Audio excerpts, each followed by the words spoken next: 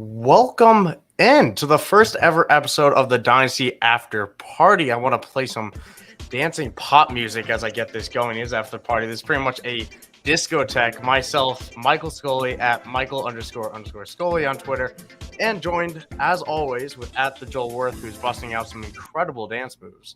I will throw it out there. How are you doing today, Joel? Yeah, in the good chair. Man. Good. How are you? Just great. Honestly. I mean, the draft was a blast. We had a great time on the Club Fantasy stream talking it through, and we had a better time watching day two, getting some more fantasy relevant names going off the board, just everything that just felt right. And then day three, just all of a sudden starts at 12 and goes on all day. But Day either three way, yeah, exactly. Yeah, it was like its own after party in a way. But we're here to talk about all of them. That's what we're going to do today on today's show. We're going to talk about the landing spots, the winners and losers of those landing spots, as well as who got the draft capital that you should be talking about in your fantasy leagues as your rookie drafts are approaching for your dynasty leagues. So we're going to do all that. We're going to do a 2-round rookie superflex mock draft for you so we can actually apply everything we're talking about. And we'll talk about some of those amazing and terrible trades that are going down in our dynasty leagues today and going on all around your leagues, I'm sure. So let's jump right into it, Joel. Why not? Let's go. Landing spot winners. A lot to talk about here, a lot to digest, because honestly, a lot of good landing spots. Number one to talk about, I think, screams to everyone. Obviously, Bijan Robinson to the Falcons. We know that. We don't really need to talk about it. It's exactly what we're going to dream of. 700 touches. Spoilers, he's going to be the 101 for our probably the 101 for our pick. We'll talk about that later. But the only question with him is, I mean, he's obviously really, really great, and that's a great spot for him in draft capital. Can he hold up to that Derrick Henry workload that he's probably going to get from Arthur Smith? I mean, Derrick Henry is, once in a generation. That's literally the only concern you have with him at this point. That is the question mark. But I think the worry or any offset we had was, he got a large workload at Texas. He got the touches, and he's got the build to do it. It's not like we're asking, a sub 200 guy to do it. This guy is 215, and he looks like he eats muscles to become 240. So I say that mostly facetiously and with all due reverence to Derrick Henry and how ridiculously great he's been. It's all of us doing draft profiles for Bijan Robinson, finding the weakness column, and just trying to think of something to throw in there. But let's talk about the other first round running back, the one that I think easily got the most eyebrow raises of the entire draft, regardless of fantasy football. Jahmyr Gibbs to the Detroit Lions. What did you make of that? Because my goodness, that was a surprise. Yeah, stunning from an NFL standpoint that, someone who was kind of thought of as a back end round one, maybe early round two running back would get that kind of draft capital. That's really, really surprising to go, top 15, top 12. Plus, it wasn't really a position of need for them. They signed David Montgomery. They had DeAndre Swift at the time, no longer do. That was very eyebrow raising. Very surprising. It's obviously a good spot for him because, DeAndre Swift has been very productive and extremely efficient when he's been able to play in that systems. I honestly, I think that really takes him from the kind of, I would have slotted him in behind JSN as the third non-quarterback skill position player in rookie drafts. I think that probably pushes him up to number 2. That's where I've been as well, because before the draft, I was locked into JSN at my number 2. But the more I think about it, the more I work on it, the year one value is going to be so much higher with Jahmyr Gibbs. And, they've made the move. There wasn't any question marks of whether DeAndre Swift is going to be their week one roster because they've already traded him away to Philadelphia. So he's gone. Dave Montgomery will have that Jamal Williams role. And Jameson Williams isn't going to be any bigger part of his offense than he was last year, at least for the first 6 games, because he's suspended now. And you don't have Hawkinson either. He's not coming back. They drafted Laporta, but rookie tight ends take time. There's a big need for someone to catch the ball in Detroit. We know Jahmyr Gibbs can do it, and we know they view him as that. We saw that draft room erupt as if someone was going to jump them for Jahmyr Gibbs. And that listen, I appreciate the excitement, Joel. I really, really do. I love the energy that Dan Campbell's lines put out there, but I don't see. I just don't get it. It feels like it's a joke I'm not in on. Yeah, I mean, it's a team that for a back whose primary fantasy relevance is going to be catching passes. He's not an inside runner by any stretch. It's a great spot for him because there's obviously targets open, especially with Jameson Williams being suspended. It's a strange pick. And getting back to that, I was kind of laughing with my wife when you talked about the excitement in the room. just the constant hugs and back patting, and it's like, we made our pick. We didn't pull a Minnesota and get skipped and forget to turn our card in. It's kind of surreal how strange how how draft rooms work. It's the type of thing where, I'm like, it's like, the kid at the birthday party. If he's happy, I'm happy, just right. Let him blow out the candles, submit that draft pick. And I mean, that's where Detroit is at. They select an inside linebacker and they running back on day one, a little bit dated, but hey, what makes you happy makes you happy. NFC North favorites going into the draft. So let's talk about another guy that I think we were talking about this before the show, but got surprisingly high draft capital and is now going to be a focal point of rookie drafts. Jonathan Mingo getting top of the second round draft capital with the Carolina Panthers. Now, before we talk about him, it feels awfully reminiscent of another guy I wasn't super high on, but Terrace Marshall also got early second round value from the Carolina Panthers just a couple years ago. Did not work out for him, or hasn't worked out for him yet. Is that going to be any different for Jonathan Mingo this time around? I mean, certainly got more opportunity than Terrace Marshall did at the time. I did kind of like Terrace Marshall. I've been kind of collecting him on the cheap the past couple of years. I don't know if anything's going to become of it. Mingo's very surprising as the top wide receiver in round 2. I don't know if he's a tweener, but he's kind of a non-traditional slot, really. He's kind of a bulky guy, not real quick twitch. Really an interesting pick there. Obviously, he's going to have opportunity because they've only got, the corpse of Adam Thielen and Marshall and DJ Chark, but he's already got an ankle problem. He had to have offseason surgery. So, who else is going to catch the ball there? They got, shiny new quarterbacks. He should have opportunity. And opportunity is really all that matters sometimes. I just worry about it for receivers because I think year after year we try to see vacated targets and assign that to the next guy up, and sometimes they're just not ready for that.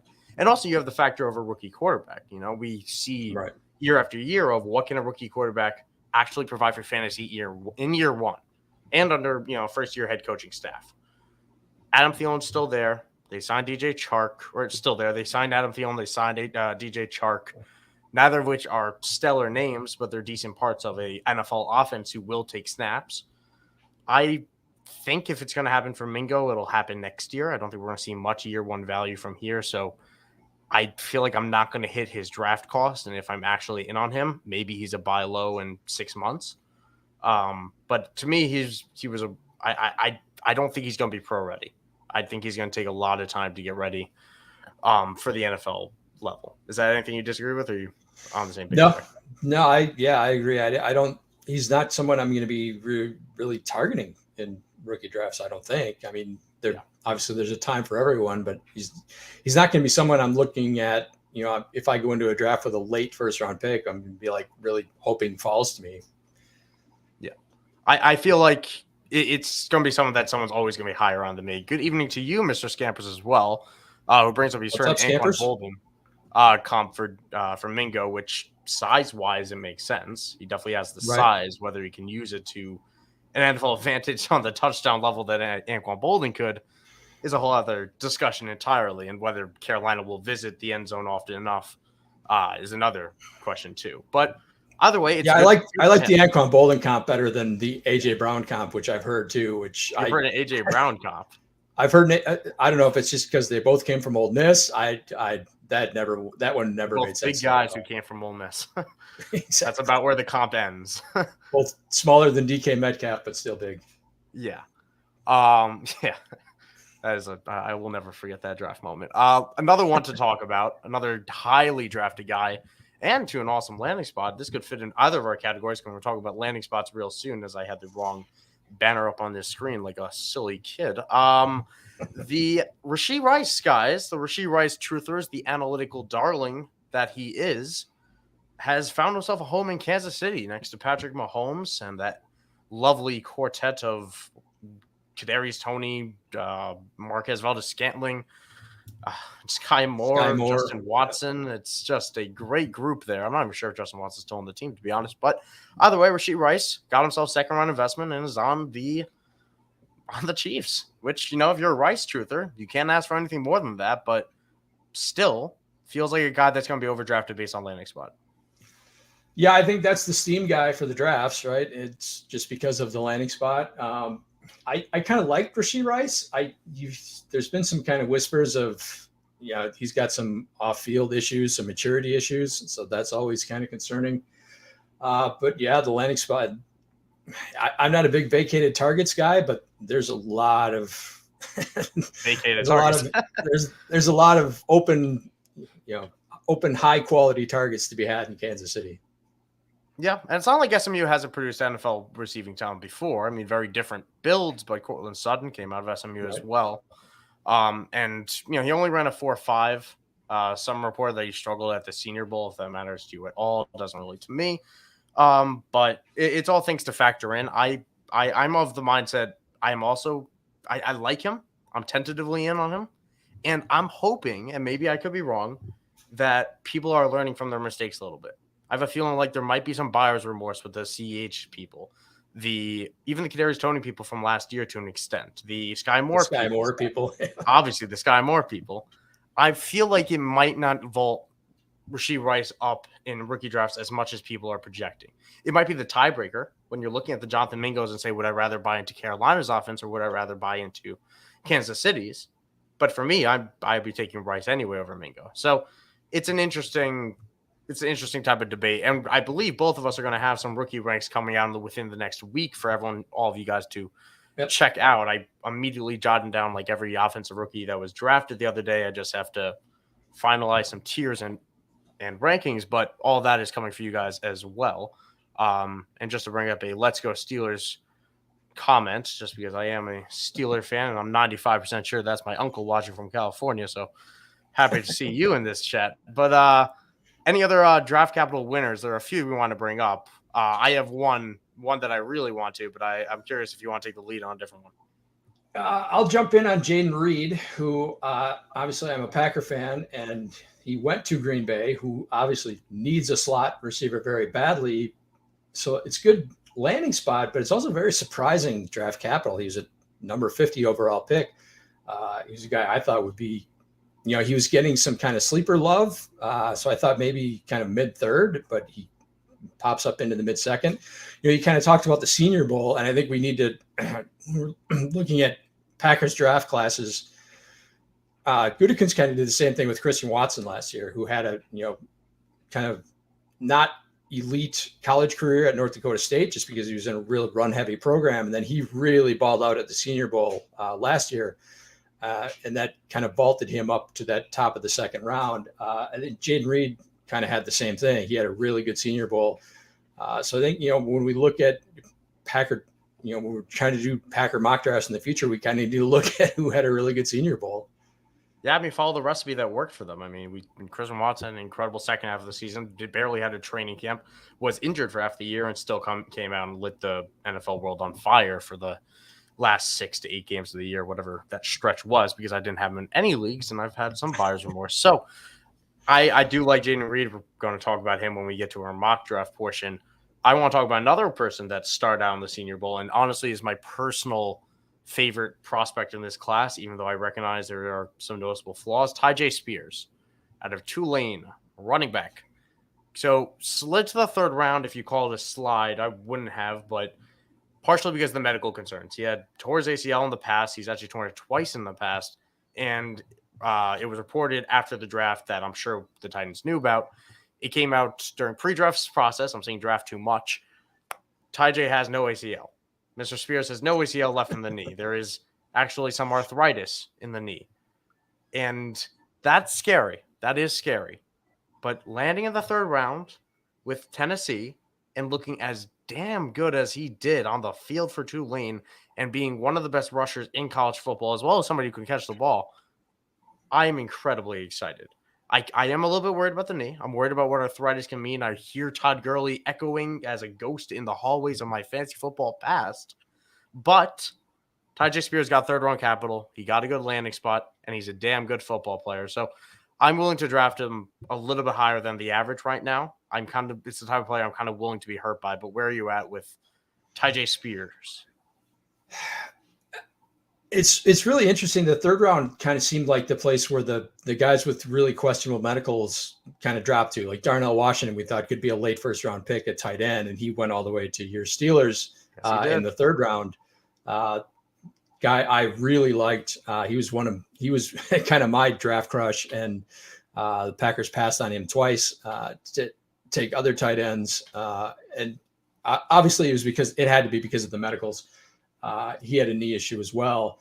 Tyjae Spears, man, when you hear the words no ACL, yeah, it's hard to get on board with that, right? It is. Yeah. You almost had to think there were multiple teams that took him off the draft board entirely. That's crazy. I don't even know how that such a thing is possible. But so for me, it's really a concern in that I don't expect him to get year one run behind Derrick Henry. So how long is his career going to be? Does he, with those medicals, does he get beyond his first contract? I don't know. So, not a guy I'm going to be chasing by any means. I'll say that. I will say Tennessee just needs playmakers. So I do think he gets on the field, and maybe that means easing Derrick Henry's workload a little bit, or maybe that means dumping it off to him, because Tyjae Spears in space with the ball in his hands is better than almost every player on that Titans roster. So to me, maybe the longevity is an issue, but I think on a points per game basis, he will make the most of his touches, like in a Tony Pollard-esque role.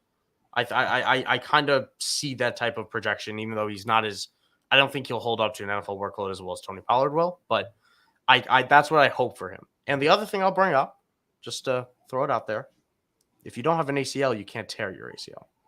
So that is an excellent point. My not medical perspective, because I think Odell tweeted out that he didn't have an ACL and then proceeded to tear into the Super Bowl. But Tyjae Spears, in theory, can't tear his ACL because he ain't got none. So the other name we just want to throw out, Marvin Mims, got himself a second round investment with the Broncos. I think I'm interested. I think it will take time. I think it's more so a Jerry Jeudy's on an expiring contract. Cortland Sutton's continually in trade talks. Marvin Mims gives them that, the third receiver they haven't had, and also some insurance for if one of them moves on.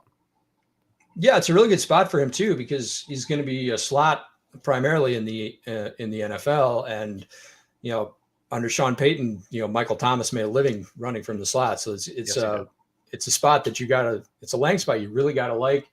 Again, kind of one of those guys that we expected to be probably a third, maybe early fourth round guy who pops up at the end of day twos or at the end of round twos.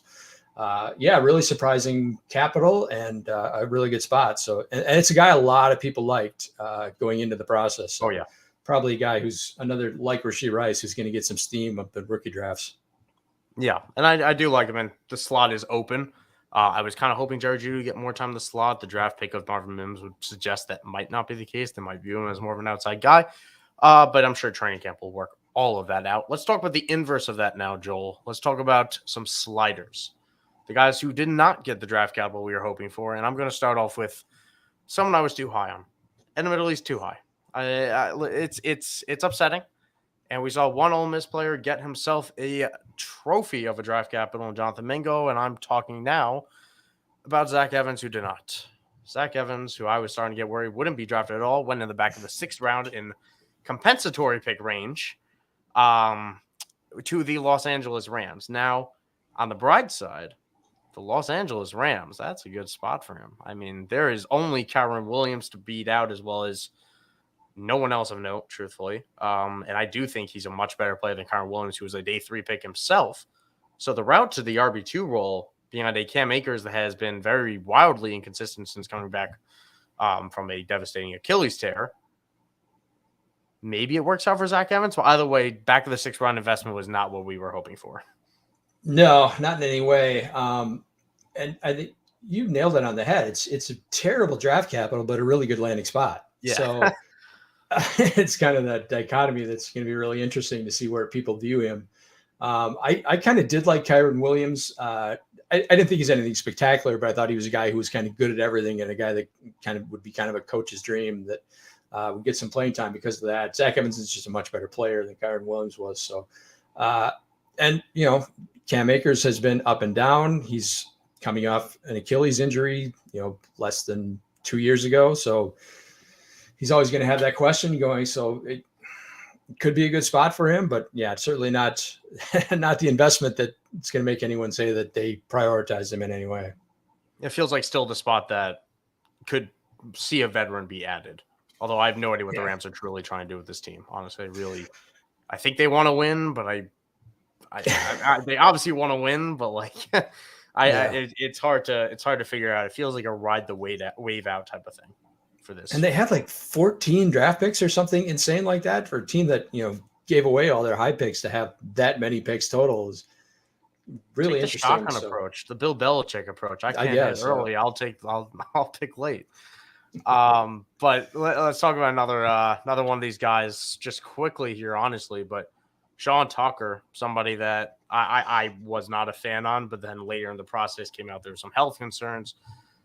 Went undrafted, Syracuse runner, but did get himself a undrafted free agent contract that was a hefty chunk of change, around the same amount that a 6th round contract would actually pay out to join the Tampa Bay Buccaneers, another team with a wide open backfield with you have Rachaad White, who should be the 3-down starter, big winner of the NFL draft, and Chase Edmonds. That's Chase Edmonds. That's really about it since Fournette's gone. I mean, so another good landing spot for an undrafted player. You're not going to bet on those guys, but because of the landing spot, maybe he's worth that 4th round pick. Yeah, I did like Tucker. I know he's small, but I liked him as a player. Didn't know how well that would translate. Obviously, we knew there were injury concerns, right? He didn't go to the combine. Had his pro day, Monday or something like that. It was almost right before the draft day, so before he could get healthy. So we knew there was going to be a slide.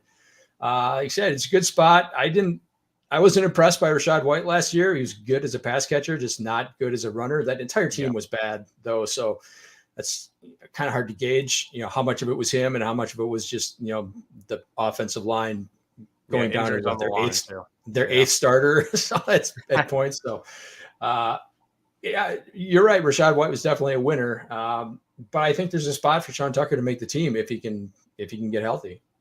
Yeah, just one of those guys that you don't want to forget about in drafts just because he was undrafted. There are some names like that to keep in mind.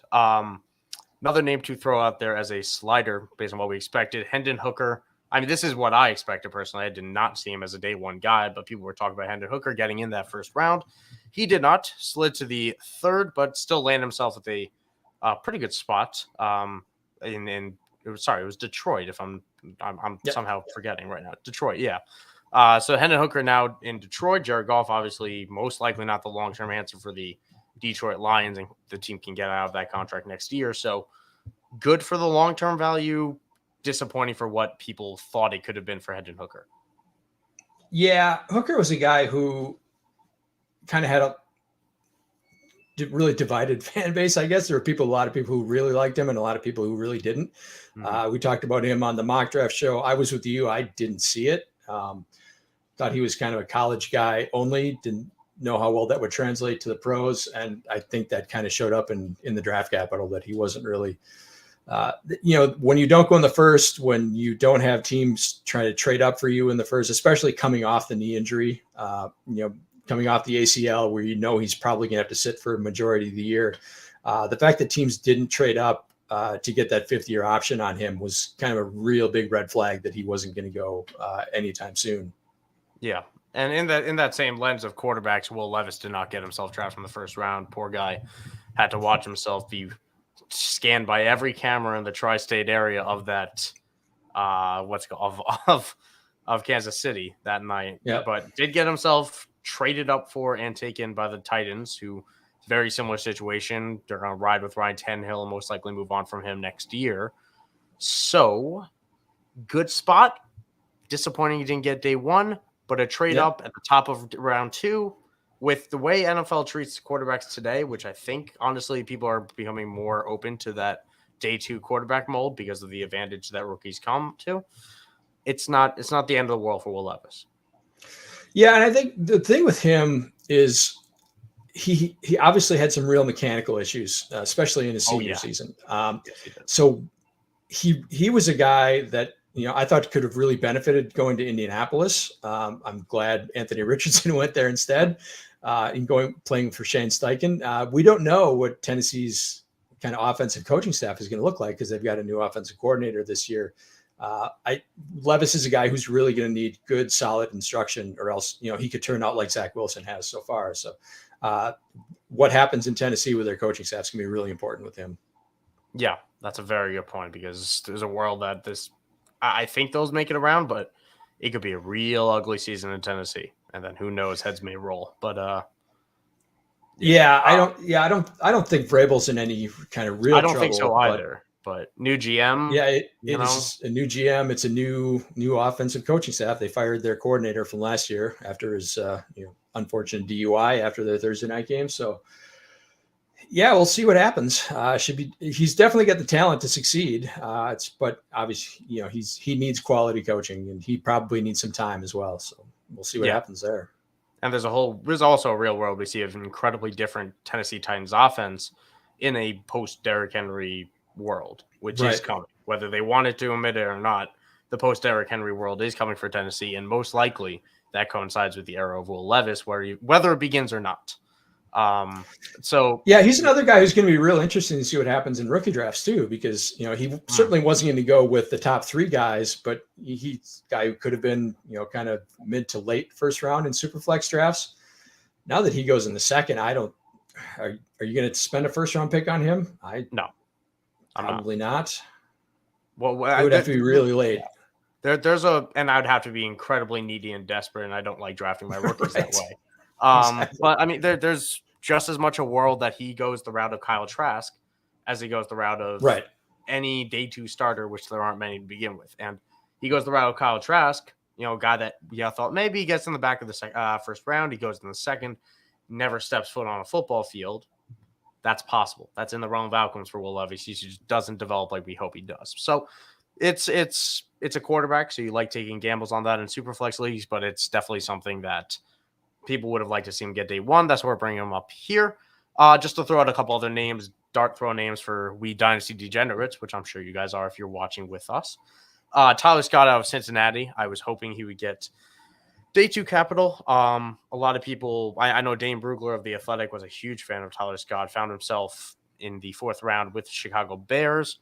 Not a bad landing spot to crawl up that depth chart, but run first offense, day 3 capital. Yeah, he was a guy I thought could end up in Green Bay if they didn't get receivers early and kind of waited till the 3rd or 4th. I could have seen him going there. So, but obviously Jaden Reed took that spot. So. Yeah, and another guy to throw out there, a guy that I didn't fall in love with in the process, but I had a rookie profile on him and just became a little bit interested. A.T. Perry out of Wake Forest, big physical speed freak downfield, 17 touchdowns last year, or in 2021 I believe it was when his junior year. Again, doing that at Wake Forest is incredibly difficult. But fell to the 6th round. Saints, wide open depth chart, so maybe, but very unlikely for any day 3 guy to carve out a serious role. But there's a real world in the same way we saw Rashid Shaheed step up into a wide receiver 2 role. A.T. Perry could be stepped up if Michael Thomas doesn't stay healthy, believe it or not. Yeah, it's a guy who wasn't terribly dissimilar from Cedric Tillman, right? Kind of the same build. Yeah, another big body guy. He has more speed than Cedric, but he doesn't use his body as well as Cedric. Cedric's more polished. Fairly similar prospects, but obviously very different draft capital. So. Yeah, very different. Just while we're at, we're gonna talk about landing spot winners. Let's transition to the Tennessee receivers, because that's something that I'm curious on your take on. Jalen Hyatt to the Giants, Cedric Tillman to the Browns. I'm not sure if Cedric Tillman's a winner or a loser, somewhere in the between. Feels a little bit lukewarm to me, but Jalen Hyatt is being talked about routinely as a winner for the landing spot, albeit not the draft capital. Third round receiver to the New York Giants. What do you make of him? What is he, like their 8th, 9th, 10th slot guy? Is he a slot guy? He played mostly. I mean, he's a deep guy, deep speed guy, but he played mostly out of the slot in Tennessee. Can he transition out wide? I think is going to be the real question, because that team's got way too many slot receivers as it is. So, it's a good spot in that he doesn't really fit well with Daniel Jones, because Daniel Jones isn't a very good. It's a really very good deep passer. So, really questionable fit. But there's obviously going to be targets open there, not necessarily vacated, but they're open. And to my Boston Bruins fans out there, by the way, they were just eliminated in overtime, so the hockey fan base can cry out there. I'll have to go warn my roommates real soon. But back to the actual matter at hand. I don't think I'm going to have any Jalen Hyatt shares. I wasn't a fan of him as a prospect. I thought Tennessee really just built him into a system where he got free releases. He got into space. I think Cedric Tillman's a better receiver than him to begin with, but that's neither here nor there for fantasy. Cedric Tillman to the Browns. Not quite a landing spot winner, like I said before, but I like this. I like that he got day 2 capital. Yeah, the question for me is it good for Cedric Tillman and bad for Donovan Peoples-Jones, or vice versa, right? Is it bad for Tillman, good for Donovan Peoples-Jones? Amari Cooper's going to be the alpha there. They got David Njoku. Elijah Moore out of the traded for Elijah Moore. Yeah, so they've definitely got some weapons. So we'll see how the targets parse out there.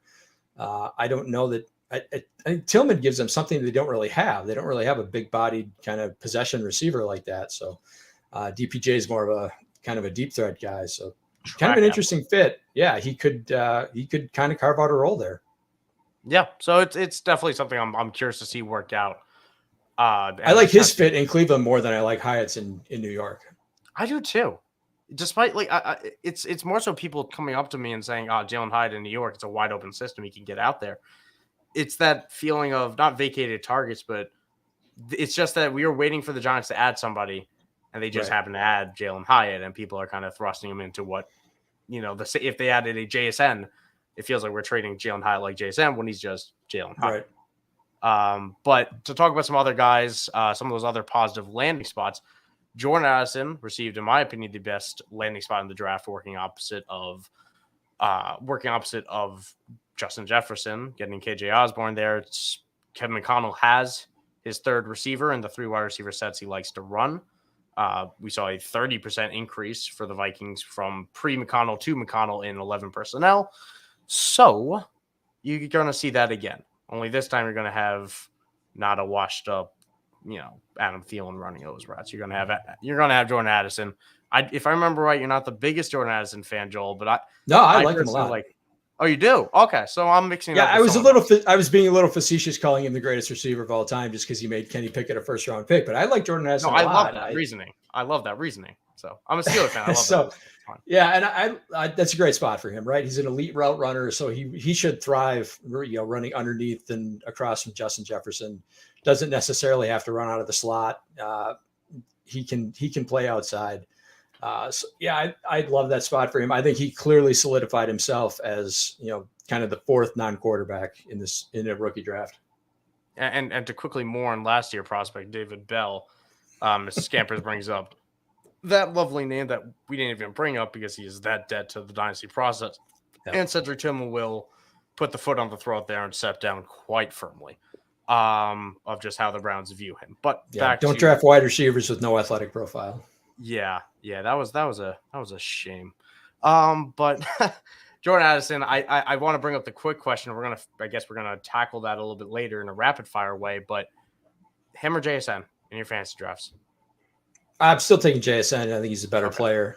I agree. It was hard. Better landing spot for Addison. I did pause based on it after the draft when I was writing down some notes because of how good that landing spot is versus how disappointing it is for JSN.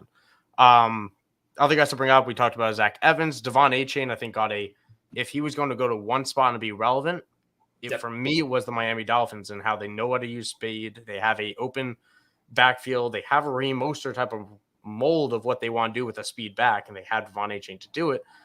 Nobody's ever done it for fantasy and assists in a substantive way at 5'8.5" like Devon Achane, but we also haven't seen guys do what Achane does on a regular basis. Yeah, I'm a huge Achane fan. I've compared him to a smaller Chris Johnson. He's got that level of speed, but he's not, he's a better inside runner than Jahmyr Gibbs is. He's a very good pass protector. He's going to get on the field. He's going to play for them, and he's playing in an offense that is incredibly wide open, has incredible speed. I love that spot. I loved him as a prospect, and like you said, that is the best possible spot for him. Yeah, you could not have asked for a better one. We talked about Zach Evans before. The tight ends, my goodness, honestly, you could take almost all of them and say, look at these spots with the exception of Darnell Washington and Pittsburgh. But Dalton Kincaid to the Bills, Sam Laporta to the Detroit Lions, being that Hockenson replacement, Michael Mayer joining up with Jimmy Garoppolo in the Las Vegas with the Raiders. Do you have a pecking order here? I'm sure you do, but all great spots. Yeah, absolutely. Kincaid, I'm kind of worried about the back issue. I think that's a legit problem, so I'm going to drop him down. I love Laporta's spot in Detroit. Just kind of taking that Hockenson spot. We've seen Tyler Higbee succeed with Jared Goff, so that could be a really good spot. I think he's a better receiver than kind of guys people or the draft community gave him credit for. Michael Mayer's a good spot, but I just don't think he's athletic enough. I don't think athletically he's going to translate receiving wise to the NFL. He'll be a good blocker. I just don't think he's the Gronk level receiver that kind of people were making him out to be when he was the consensus number one tight end.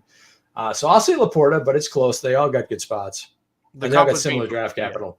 The comp was being thrown out on draft day to Jason Witten. I see that a lot more than I see Gronk, which, stable fantasy guy, probably that tight end 6 to 12 for the next, for the foreseeable future. There's a long career for Michael Mayer. It just won't be high end, I think, for fantasy football. I tend to take Kincaid over Laporta personally. I can't imagine they spent a first round pick if they had any concerns about the back. I feel like they would have waited, saw what they had. They have Dawson Knox, and they clearly see that they can do something different with Kincaid to spend a first round pick on him. So I'm incredibly intrigued to see what the Bills do there.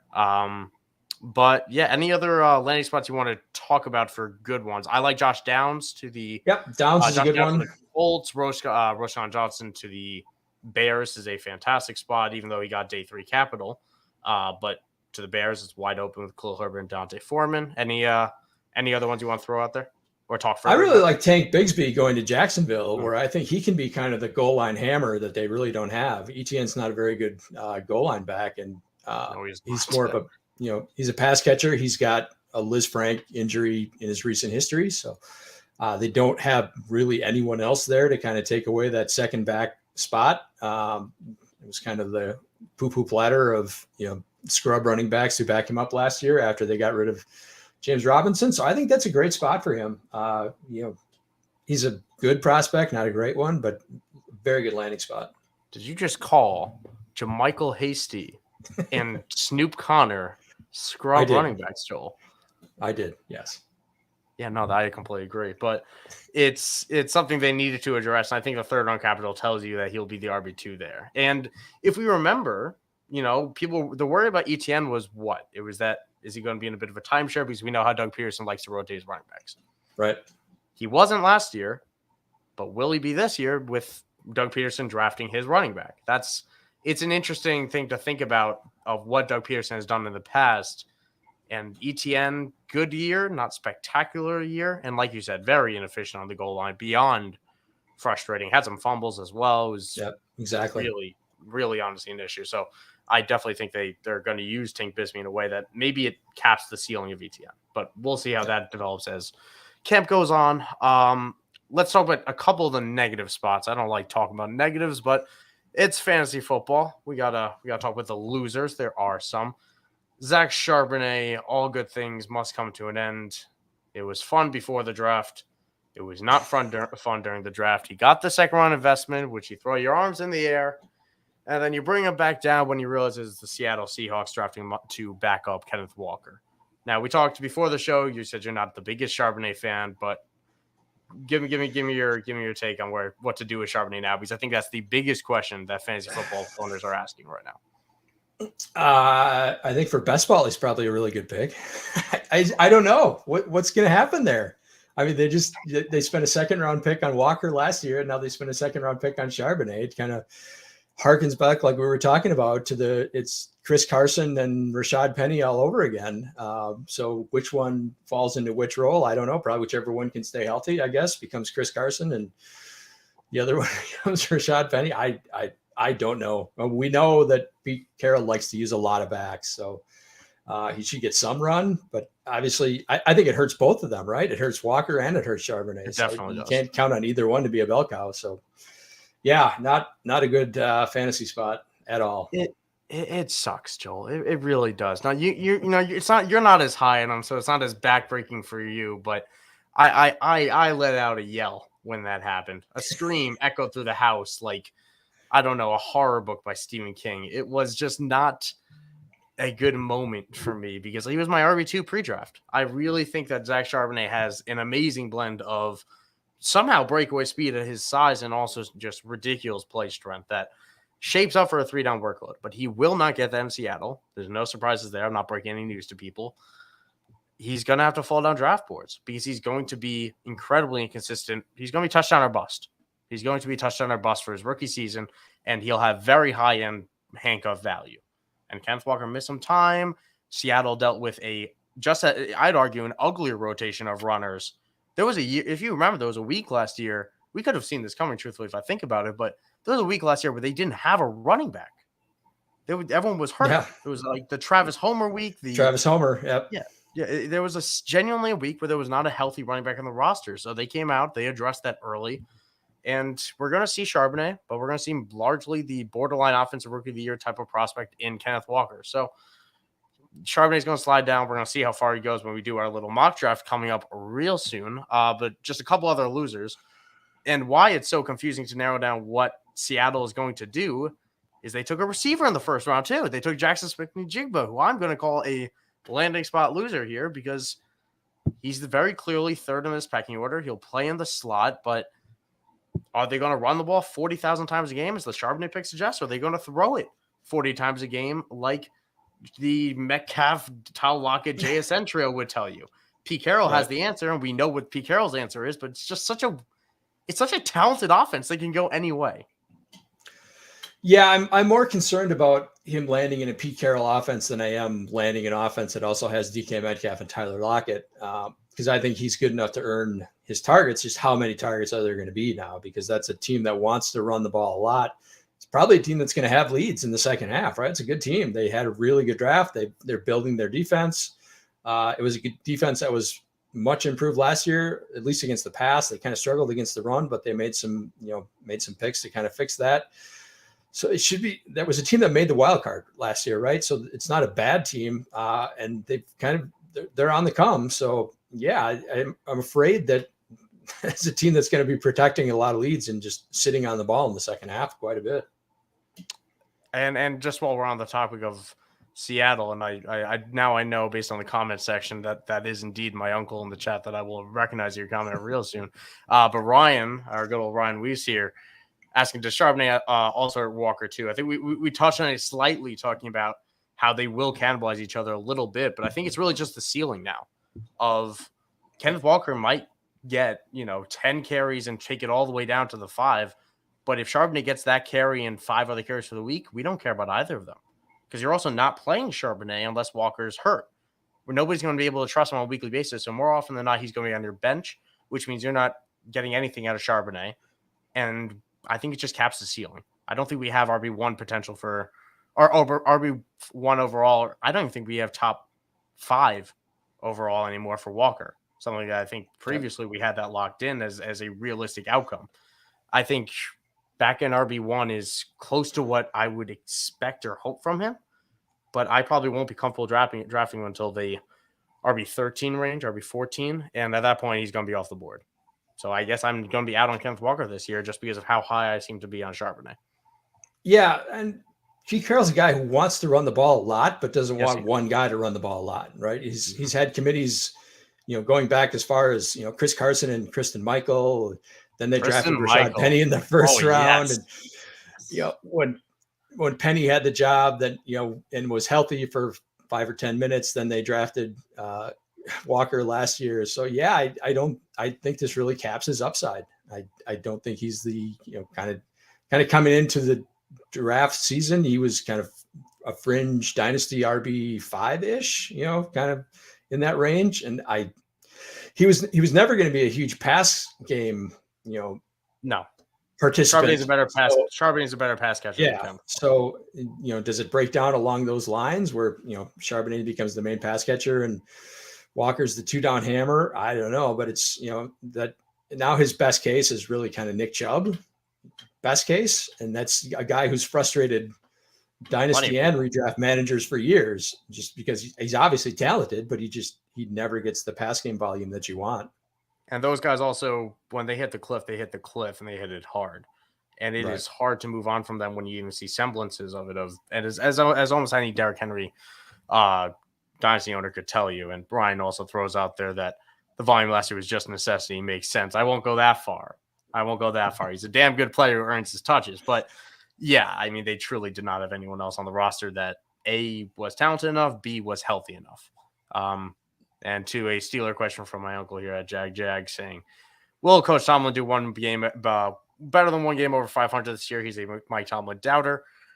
Yes. Steelers are going to be much better this year. And if it's not, then it's going to be because of Matt Canada. But that's how can you be a Mike Tomlin doubter at this point? That's it's I don't get it, my man. I don't, and I appreciate it. But I don't totally get it. But Tucker Kraft, disappointing to have a landing spot being the second tight end to land in Green Bay, and I think Luke Musgrave is a better. They're both decent athletes, but Luke Musgrave is a better receiving threat than Tucker Kraft. So maybe it works out. Most likely not. Yeah, we talk about how it's hard for tight ends to break into the league and be productive early just because they've got so much on their plate. So I think this is probably a case where the Packers will probably split those responsibilities, where Musgrave will be the passing game, the passing game guy, and Kraft will be the lead blocker. So yeah, I don't expect any fantasy relevance for Kraft at all, barring an injury to Musgrave. Yeah, and even then, Musgrave's. Yeah, what any fantasy hopes for Musgrave? I think there are some, but it'll take time. Yeah, not a whole lot. I think that's going to be, we're going to talk about the guys, the veteran running backs who are winners. I think the Packers running backs are huge winners out of this. I think they're going to be heavy run team. So yeah, I don't think there's going to be a whole lot of volume left for Musgrave. Not enough to be to make him a real fan. He'll be in somewhere in that tight end 8 to 20 mix where all those guys are the same and you're just hoping for a touchdown on a weekly basis. Israel Abanikanda, running back out of Pittsburgh. A lot of people were big fanboys of his. Good runner, doesn't really catch the ball, but big long-time runner, over 20 touchdowns with Pittsburgh in this past year. Fell to the 4th round though, landing in the New York with the Jets. Maybe he can carve out the RB2 role. I have a sneaking suspicion that Michael Carter won't be on this roster, truthfully. But that's maybe a little bit too early of a prediction. So his ceiling is being the handcuff to Breece Hall. I think people are hoping that he could have landed in a spot like Chase Brown did in Cincinnati, where his ceiling is taking over for a position. Not going to happen in New York. So nothing more than a handcuff from Izzy over there. Yeah, I think that's a really bad spot for him too, because he's a terrible pass protector, really bad, as bad as I've ever seen. And they had to take him out of games. Pittsburgh had to take him out in late in games because he was so bad in pass protection. So when you've got a 40-year-old quarterback, the leash is going to be very short if you can't pass protect. Those are the landscapes we want to talk about. I want to also talk about what you touched on before. The veteran RB. Sometimes the biggest winners in the draft are not the people in the draft at all. It's the people outside of it. And those people that are all of a sudden sitting right atop their depth chart just as they were before. So just to read them off real quick and we'll talk about it. Rashad White, Isaiah Pacheco, James Conner, Ramondre Stevenson, Austin Eckler, Devin Singletary / Damian Pierce, Damian Harris / James Cook, Antonio Gibson, Brian Robinson, The Packers duo, as you mentioned before, of Aaron Jones and A.J. Dillon and Joe Mixon all avoided rookie running backs of note. You have Chase Brown with Joe Mixon there, but nothing that was the day one capital that could have been, or the day two capital that could have been. So of those names, I think there are several. I also could have mentioned the Bears duo as well. I mean, Roschon and Johnson in there, but big winners. I mean, I think Isaiah Pacheco is the biggest one for me, but I want to hear what you have to think.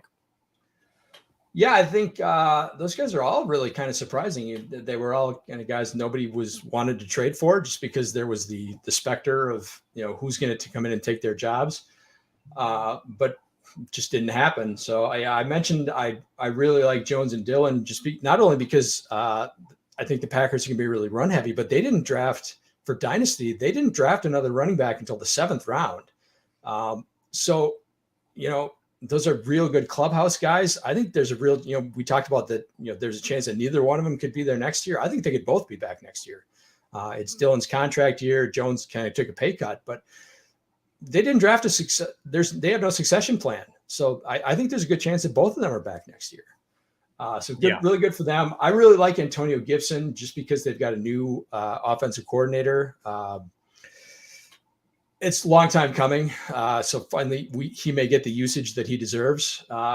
He's kind of a personal favorite of mine. And I don't think Brian Robinson's anything special. He's a, 2-down grinder. He's not anything special. So I love that Washington didn't do anything. And I think Gibson's got a real good chance to be productive this year. And Ramondre Stevenson, you had the Belichick likes multiple running backs narrative going for a long time. And it's him and Pierre Strong, right? Kevin Harris, James Robinson, Robinson, man, don't move the needle at all. So Ramondre was a guy I was working.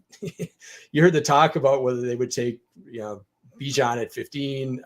Yeah, obviously that was just talk, but Ramondre, I was a guy who was really worried would get kind of a high draft pick and kind of push him out of that role, but he looks like a bell cow right now.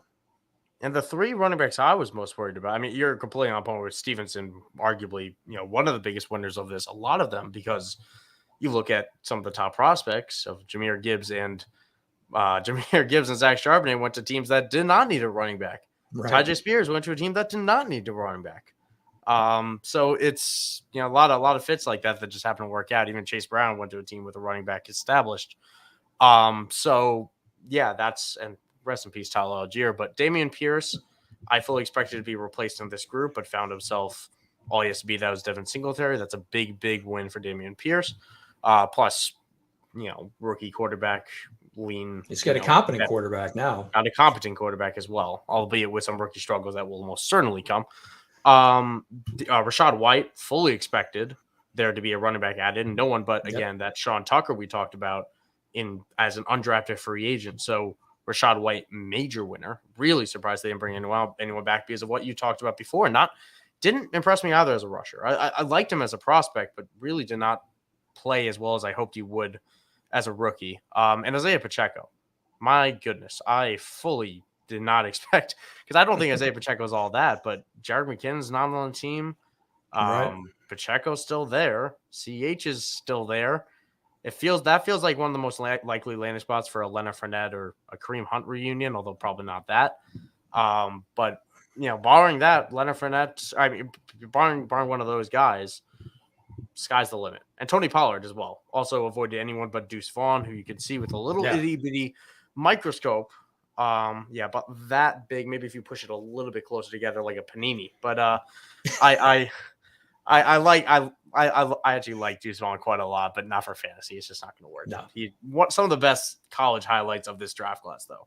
Yeah, for sure. Yeah, incredibly fun. I really am rooting for him. But those are those guys we want to talk about. Again, those landmines of Leonard Fournette, Zeke Elliott, Kareem Hunt. Those guys are still out there. Jared McKinnon, even to a little bit of an extent. Those are still out there. So before we take those victory laps, keep that in mind. Those signings are going to happen. Even Melvin Gordon, although Melvin Gordon's dust. Not that. Yeah. I think most of those guys are dust. I'm really not worried about those guys coming in and taking any real significant snaps away from the guys that we thought were winners. I think they're dust, but I don't think Pacheco's that good. And I'm not sure what Rashad White is in terms of I don't see the Bucs signing a veteran running back. That just doesn't really make sense for what they're doing. But if Todd Bowles is coaching for his job down there, so they're still in a 1 year window. Every coach is in a 1 year window because they're coaching to keep their livelihood. So let's put our words, our things to the test here, Joel. And let's run through a quick 2-round mock draft here. We're gonna do Superflex here, PPR Superflex. Let's make it that way. Let's even make it tight end premium just to excite it a little bit. So who do you want at the 101? Yeah, Bijan's a clear winner here. So Bijan Robinson. No question there. No consideration for a quarterback at the 101. As much as I like quarterbacks, no, you're leaving too much value on the table if you don't take Bijan. Good. We're on the same page then. I have been debating this for some time. For me, this is where I start looking quarterback. I like Jahmyr Gibbs, but I do want one of the top quarterbacks in class. It's Anthony Richardson or Bryce Young. I'm gonna take Bryce Young for the most part, just because I think he's a much safer prospect. I think he's a great player. I think he'll run. Oh, the CPU is jumping the gun. All right. Well, let's ignore that. But who are you taking as your QB1 in the draft? We'll wait for this to pause and just. I'm going with Anthony Richardson just because I've been saying kind of the entire time that whoever ended up in Indianapolis with Shane Steichen was going to be my favorite. And you put the one with the best athletic profile in that spot. I think he's the clear number one in this class. That's really what I want. I want to be talked into that. And I think it's team dependent, right? Where I'm willing to take Anthony Richardson if I want that upside. If I need a starter, if I need someone to actually plug in, I'm going to take Bryce Young. But, if I have a Kirk Cousins, I'm going to take Anthony Richardson because I want to shoot for the stars. And I do believe Kirk Cousins will still be around in the league for the next few years, even though I know everyone hates Kirk Cousins nowadays. But if I heard Jim Irsay say that he's going to be the starter from day one, which is they brought in Gardner Minshew, so that's really kind of surprising. He's the owner, and he's been wanting. He talks a lot. He's been wanting to put this in place. He does talk too much, but yeah, it's really surprising to hear him come out and say that. So that's even, Richards is going to have value with his legs no matter what. So that makes me even more kind of set that he's the quarterback one of this class. So I assume you're going to take Anthony Richardson here with the third pick. I will take Anthony Richardson, yes. Okay. Well, we talked the ear off about that. We'll take Anthony Richardson. I'm not going to overthink it. I will take CJ Stroud for the reasons of the value of a quarterback at the 4 and also that he's a damn good player and got a second overall investment. Number 5, who are you taking? I'm still staying with JSN. I think he's a better player than Jahmyr Gibbs, more valuable player. I still think he's got that Cooper Cup upside, even if he's in Seattle. So I'm going to stay with him. Fair enough. And in PPR, it does add a little bit to him, although obviously Jahmyr Gibbs will catch passes, and that's where I'm going to go. I like a lot of names here. I like Jordan Addison quite a lot, but the value that Jahmyr Gibbs is going to give with just Dave Montgomery next to him is tremendous. Yep. I will take Jordan Addison. I said he's the clear 4th best non-quarterback. I think that's true. I'm jumping on him. I think this is where the tier kind of breaks a little bit. I think that 1 through 7 is kind of set. Right. 100% right. Yeah. That is a big drop for me. And now all of a sudden I'm staring at guys that I like but don't love. So just before you go into your rookie drafts, this is a tier for me for you to note, because I would be exploring a trade out here a lot. Yeah, this is a spot where I would definitely, once you get to the 8, I'd definitely be looking to move. Can I move this for a 24 first? That's where I'd be looking to do. Maybe get something, go 24 first and maybe a late second or something like that. Yeah, I'm gonna go with Zay Flowers. I like Zay Flowers more than Quentin Johnston.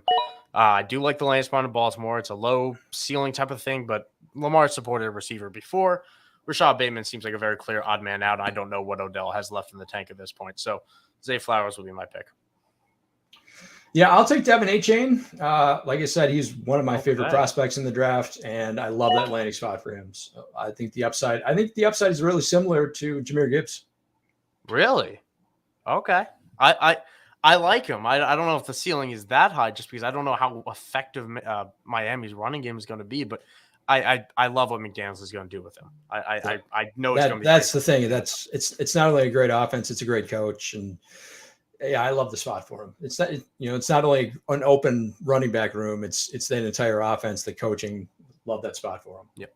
And now I'm going to take the chance on the athlete. I like Zay Flowers more than Quentin Johnston. I know Johnston has a lot of flaws that I'm genuinely worried about.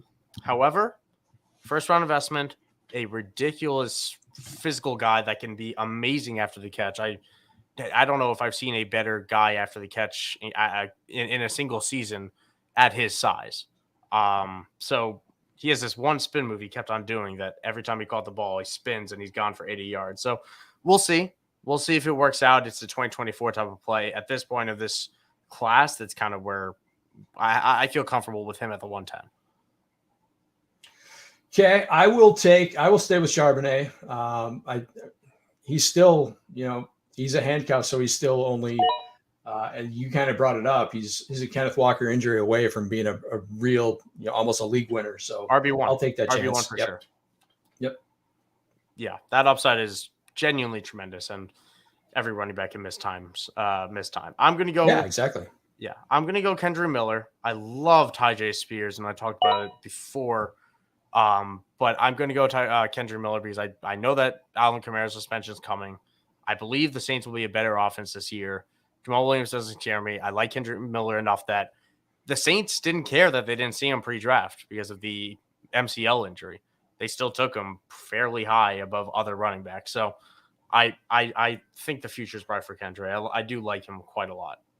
Yeah, I liked him quite a bit. Whenever I'd watch Quentin Johnston, I always ended up being more impressed with Kendra Miller. So same, yeah, exact same. Don't hate that pick at all. I'm going to take Tank Bigsby here. I think the opportunity for him to be a goal line back is real. And like we said, ETN he doesn't have a real great durability profile either. So there's a chance that he becomes, a guy who gets regular work for a while.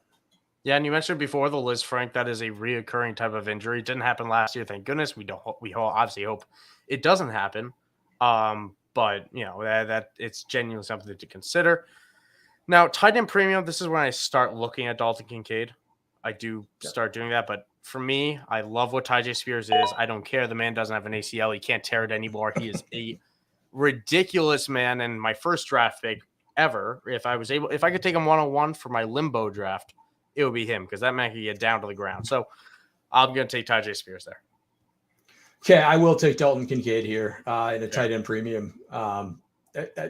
He kind of fills the slot role in Buffalo, and that's what that offense really needed last year. So I think he's going to get a lot of volume. Didn't like him as a prospect as much as most people did, but at this point, I'm not going to pass him up. A tight end in the slot that mainly works the slot would be a game breaker and tight end premium if it hits. And honestly, that's the type of thing you're kind of just looking for is game breakers. We don't care about mid-level guys here. I'm going to go, man, I want to go Josh Downs. I really, really do. Michael Mayer's in contention. Will Levis, Roshan Johnson's in contention. I'm going to go Josh Downs. I do believe in Josh Downs as a player. I believe that he can be a day one starter out of the slot for Indianapolis. Rookie quarterback, rookie wide receiver. You tend to see some things there. We'll see.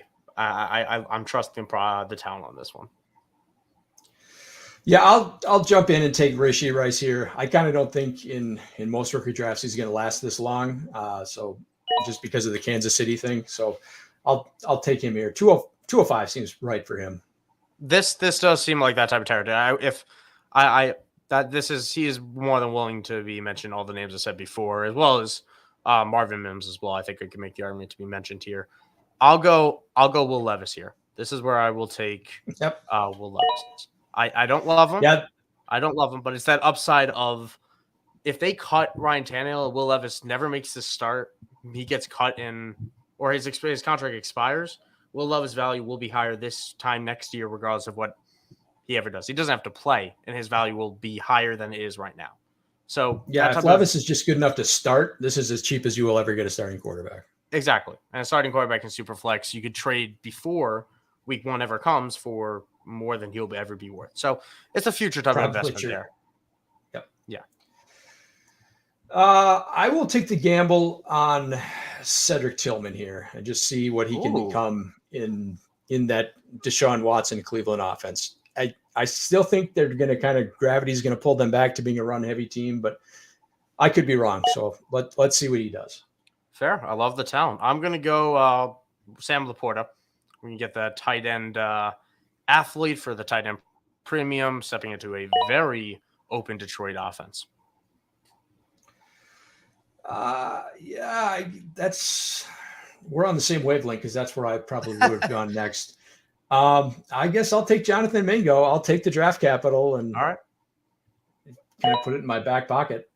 Yeah, I mean, another name that I think will be going much higher in actual drafts, but I think both of us are just a little bit lower on him than consensus. But Yep. and obviously this is Superflex tight end premium 1 QB. He'll be going a little bit higher than this. I'm gonna go. At this point, I'm going to take a guy that can actually make a year one impact, and that's Roschon Johnson, a guy that I did like on tape.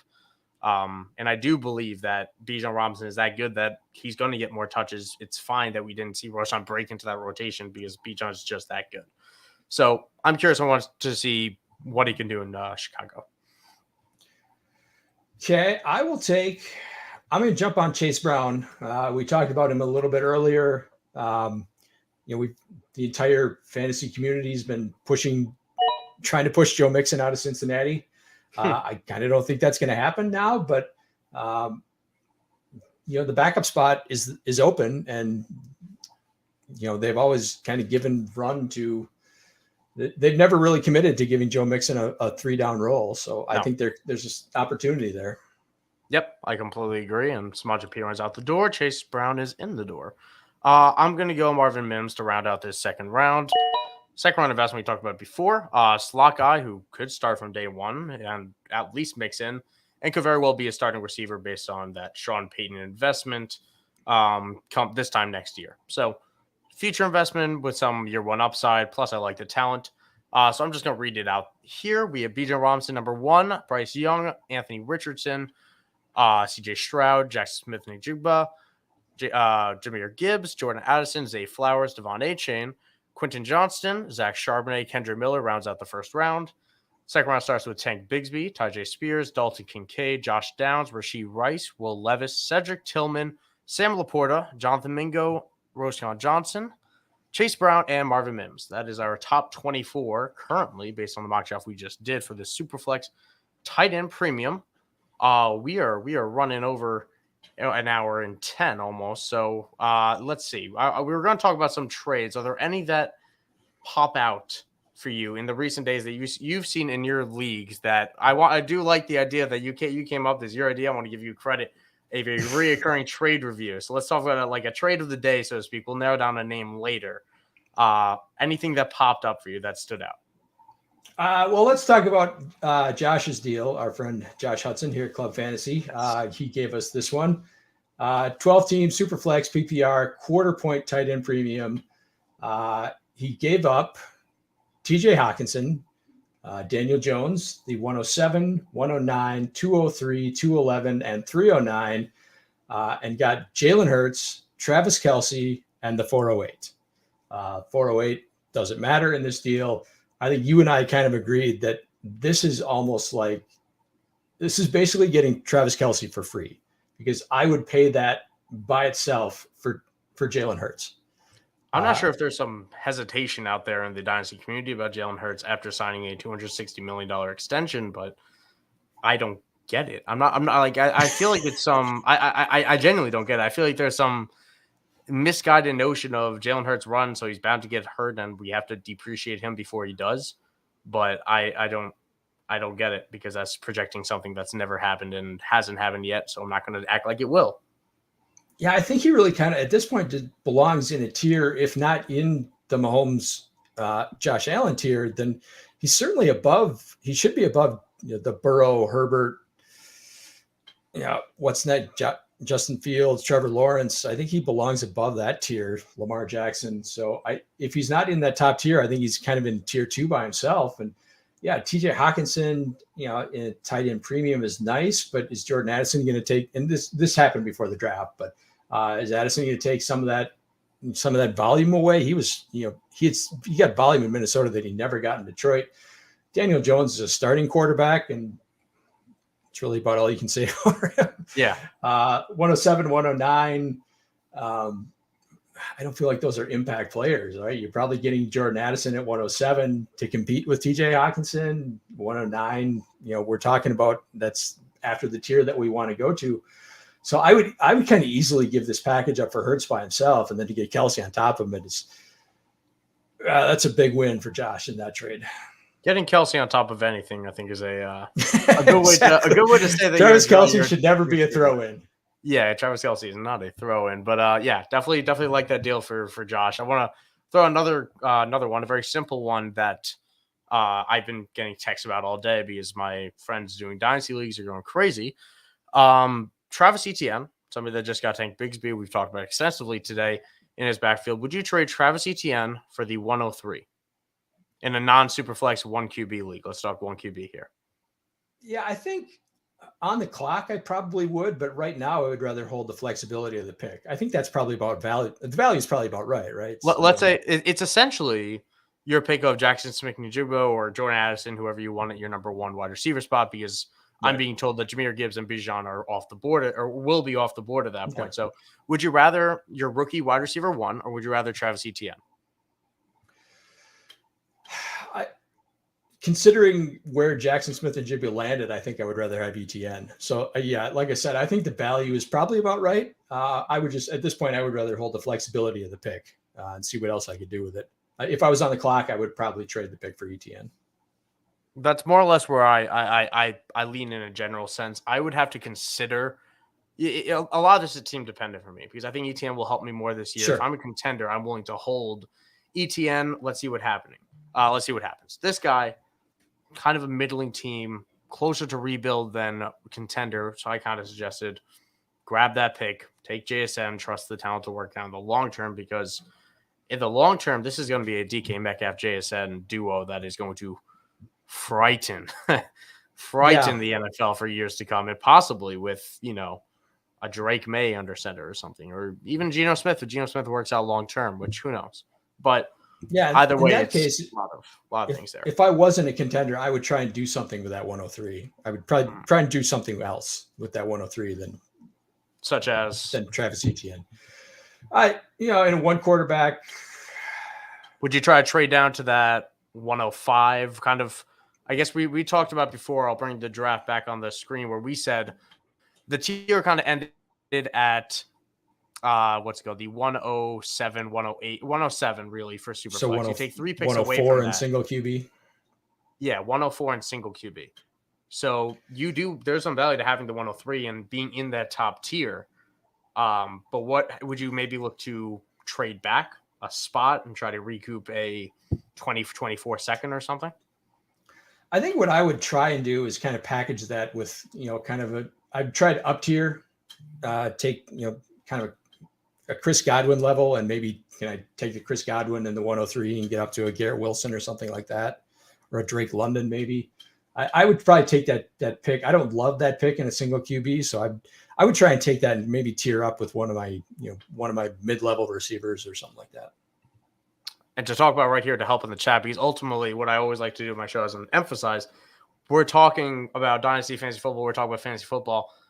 We don't want to talk into the void. We want to say things that help you. So if you guys ever have advice specific for your league, we love to bring it up on the screen. So we have right here from Greg Sharinkin. I hope I pronounced your last name correctly. He got offered the 103 and 305 for his 107, his 2024 first, the 206, and the 206 in a 12-team super flex.